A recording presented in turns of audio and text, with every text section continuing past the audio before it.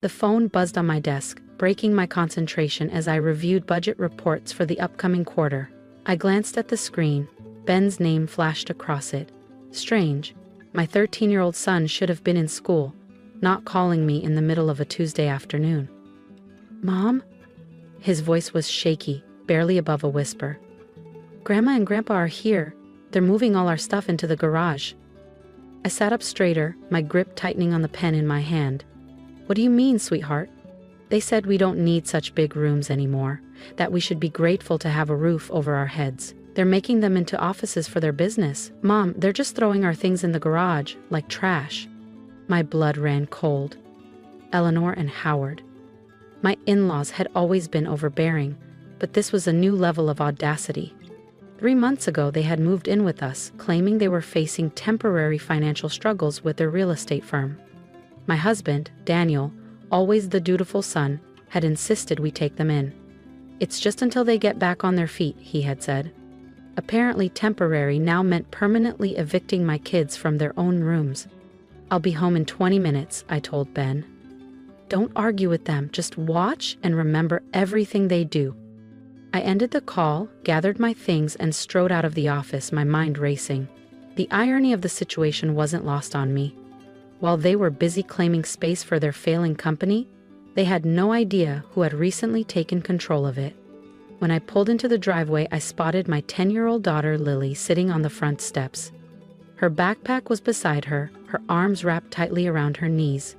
Her face lit up when she saw me, but her eyes were filled with worry. Inside, Eleanor was directing 2 movers, instructing them to carry my kids' desks into the garage. My son Ben stood near the door, his fists clenched, as he watched his belongings disappear from his own room. Eleanor turned when she saw me, a smug smile stretching across her face. "Oh, good, you're home. We're making some much-needed adjustments." I stepped inside, my eyes sweeping over the chaos. My kids' things, books, posters, furniture, had been tossed into boxes, piled carelessly in the hallway. "The children really don't need that much space," Eleanor continued breezily. "Howard and I, on the other hand, need proper offices to manage our company affairs." I ignored her and walked into what had been Ben's room. Howard was already setting up his laptop on my son's old desk. The walls, once covered in posters of his favorite baseball team, were now bare. His bookshelf had been emptied, its contents dumped unceremoniously into plastic bins. "The garage is perfectly fine for them," Howard said, not bothering to look at me. "They're young. They'll adapt. We need this space for important business matters." I let out a slow breath, my voice calm despite the fire burning in my chest. "Important business matters," I echoed. "Exactly," Eleanor beamed. "We have clients to impress. We can't have them meeting in some cluttered little corner. Presentation is everything in real estate." Lily appeared in the doorway, her voice barely above a whisper.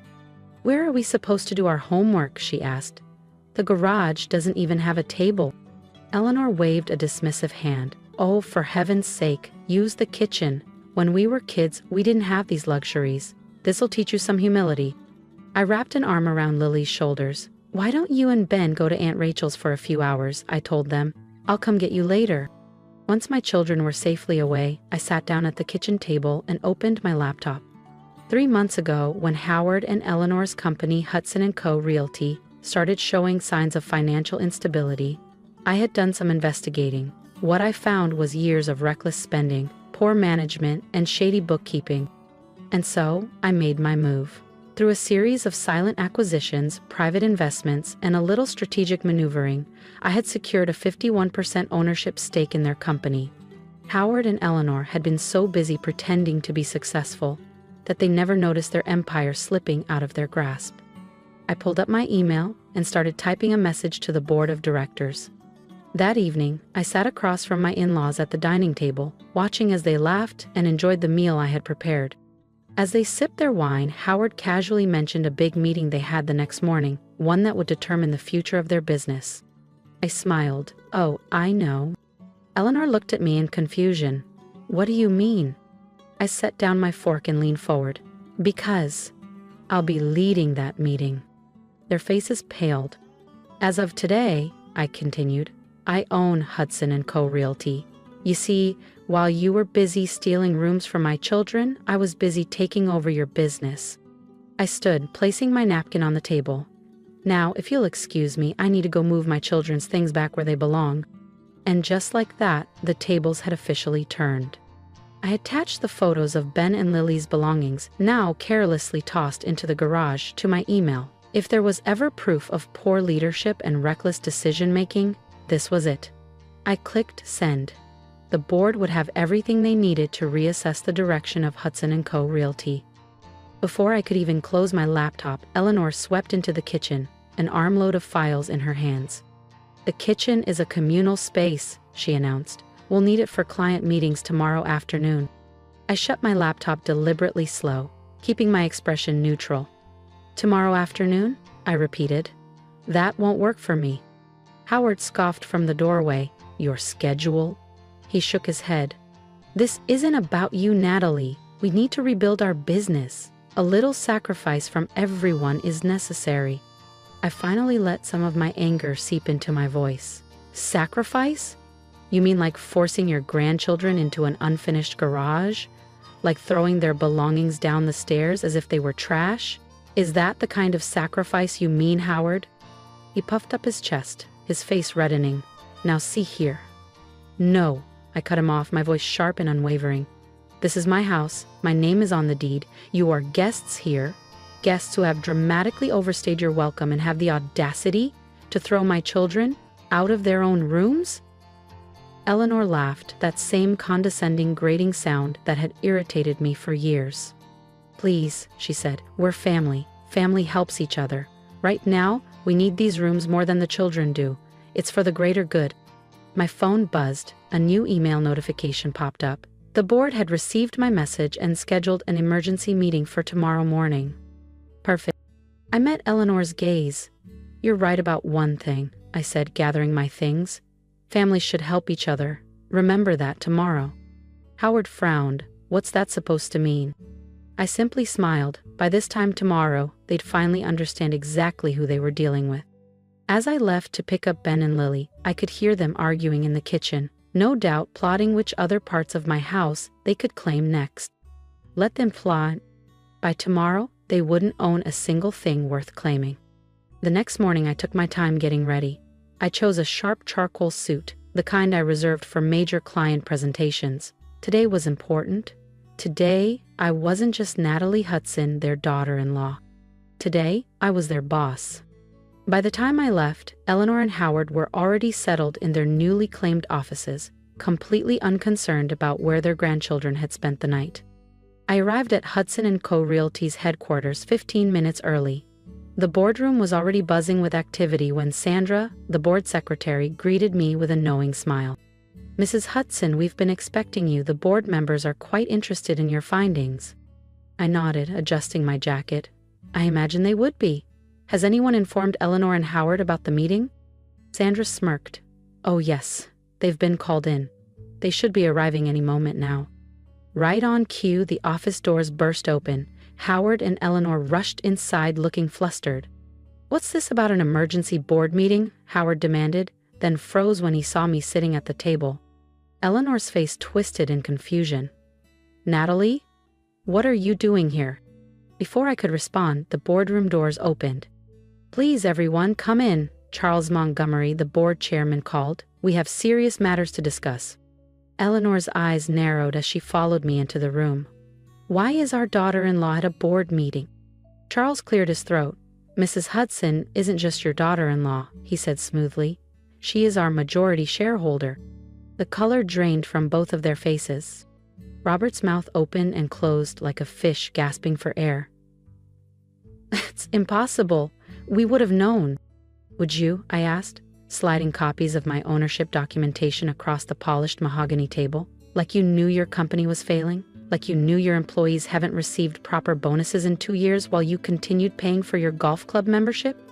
Eleanor's hands trembled as she grabbed the documents, her eyes scanning the pages in disbelief. "This has to be a mistake. This can't be legal." "Oh, it's perfectly legal," Charles confirmed, his voice calm yet authoritative. "Mrs. Hudson acquired the shares through various investment groups over the past 3 months, all above board, properly documented." I opened my laptop and connected it to the conference room's large screen. Now, I said, keeping my tone neutral, let's discuss management decisions, starting with these. Images of Ben and Lily's belongings scattered across the garage floor flashed onto the screen. Eleanor and Howard shifted uncomfortably in their seats. These photos demonstrate a concerning lack of judgment, I continued, my voice steady, professional. If this is how you treat your own grandchildren, the board has to wonder, how do you treat company resources? This is personal family business, Eleanor snapped. It has nothing to do with the company. Charles leaned forward, steepling his fingers. Character and judgment have everything to do with company leadership, he said. Mrs. Hudson has also brought to our attention some questionable financial decisions. I clicked to the next slide, revealing years of financial mismanagement, unnecessary expenses, and reckless spending. Howard and Eleanor visibly shrank in their chairs with every new revelation. The board has decided, Charles announced, glancing at the other members before turning back to them, effective immediately, to remove Howard and Eleanor Hudson from their positions as CEO and COO of Hudson & Co. Realty. Howard slammed his fist against the table. You can't do this. This company is our legacy. Was your legacy, I corrected smoothly, just like those bedrooms belong to my children. Funny how things change when someone with more power makes decisions without consulting you, isn't it? Eleanor turned to me, her eyes brimming with tears. Where are we supposed to go? What are we supposed to do? I tilted my head, pretending to think. The garage is perfectly fine, I said, repeating her own words from the day before. You're older, you'll adjust. I paused, gathering my papers. Although, you might want to start looking for a new place altogether. As of this morning, I've rescinded your invitation to stay in my home. Howard's face twisted in fury. James won't allow this, he bellowed. When our son hears about this, James already knows, I cut him off. I showed him the photos last night. He's the one who suggested I move up the timeline for this meeting. Their expressions turned to shock at this final betrayal. James had always been their safety net, the guarantee that they could do whatever they wanted without consequences. If you'll excuse me, I said, standing and straightening my jacket. I need to get home and help my children move their belongings back to their proper rooms. As I walked out of the boardroom, I heard Eleanor begin to cry, and Howard weakly arguing with Charles about severance packages. I felt no satisfaction, no distress. This wasn't about revenge. It was about consequences and protecting what mattered most. My phone buzzed, a text from James. How did it go? Just as planned, I replied. They're out of their positions. Are you still okay with having them move out? He asked. More than okay, he texted back. I should have stood up to them years ago. I'm sorry it took them hurting the kids for me to see who they really are. I pulled into the driveway where Ben and Lily were waiting with Aunt Rachel. Their faces lit up when I stepped out of the car. They can move back into their rooms, I told them, and the relief that washed over their faces was all I needed to know. Tonight, our home would finally be ours again. That's not what real family does, James finished, his voice steady but firm. Family isn't about control or guilt. It's about love, support, and making sure the people you care about feel safe. Lucas nodded, his shoulders relaxing a bit. Okay, he said quietly. I just didn't know if it made me a bad person. I reached over and ruffled his hair. Not at all, sweetheart. You're allowed to have feelings. You're allowed to be hurt. And you're allowed to move on. Emma still looked troubled, pushing the food around her plate with her fork. It's just, I don't get it. If they say they love us, why did they act like we didn't matter? James sighed. Some people think love means control, that as long as they say they're doing something for family, it doesn't matter who they hurt in the process. I squeezed Emma's hand. But love isn't about making people small so you can feel bigger. Real love lifts people up. And if someone can't understand that, then it's up to us to set boundaries. She nodded, a little more at ease. I'm glad they're gone, she admitted softly. So am I said. The next few weeks were peaceful in a way that we hadn't experienced in months. Without Eleanor and Howard dictating how we lived, our home finally felt like ours again. The house was quieter, but in the best way. No more tense conversations, No more whispered frustrations over dinner. I repainted Emma's walls a fresh yellow while she picked out a new bookshelf. Lucas got a new desk to replace the one they'd broken. The basement was reorganized back into storage, exactly how it was meant to be. Howard and Eleanor, meanwhile, had gone from anger to denial to bargaining. They still hadn't fully accepted that they had lost everything they had taken for granted. James kept me updated on their situation, but I refused to engage. When Howard sent a long-winded email about how I had ruined their lives, I deleted it without reading past the first line. When Eleanor tried calling, I blocked her number. I wasn't interested in their justifications. One afternoon, James came into the kitchen, his expression unreadable. He set his phone on the table in front of me. "They're running out of options," he said. "They're thinking of moving out of state to live with my aunt in Arizona." I took a sip of my coffee. "I hope it works out for them." "You really don't care?" I met his eyes. "I care about protecting my family. I care about the fact that our kids finally feel safe in their own home again. But about them?" I shrugged. "They made their choices. Now they have to live with them." James exhaled and nodded. "I think I finally get it now. I kept trying to find a way to fix things, but the truth is, they don't want to change." "No," I agreed. "They just want to go back to the way things were, where they could do whatever they wanted without consequences." That evening, as we sat down for dinner, Emma and Lucas laughed over something that had happened at school. The house felt warm, full of life again. And for the first time in a long time, I felt completely at peace. The next morning, I received an email from Charles Montgomery. The board had unanimously voted to rename Hudson & Co. Realty to Summit Consulting Group, marking a complete departure from the Hudson legacy. Attached was a photo of the new sign being installed at the company headquarters. A fresh start, in every sense of the word. I forwarded the email to Eleanor and Howard, adding only a short note. Sometimes, a fresh start is the best path forward. Eleanor's response came within minutes. "You think you've won, but you're teaching your children to be ruthless. One day, they'll do the same to you." I sat with her words for a moment before shutting my phone. She still didn't understand. That evening, as I walked through our home, I let the warmth of normalcy settle over me. Ben was at his desk, deeply focused on his science project, his room fully restored. Down the hall, Lily played piano, the soft notes floating through the house. These were the moments Eleanor and Howard had tried to steal. Not just rooms, but my children's sense of security and self-worth. James appeared beside me, slipping his arm around my waist.